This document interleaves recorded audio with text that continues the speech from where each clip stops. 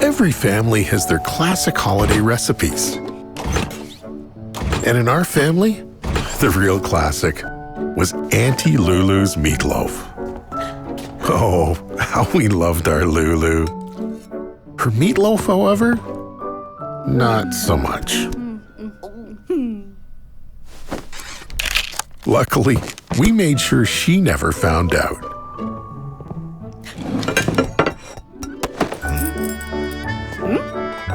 And every year, we kept it going.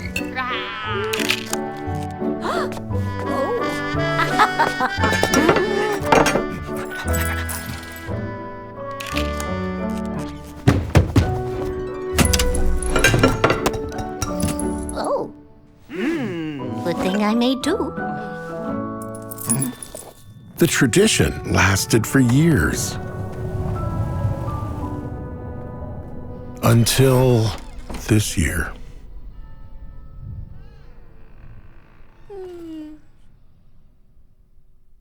There was no way it could stop here. Lulu left us her recipe, so we made her meatloaf all together. To Lulu!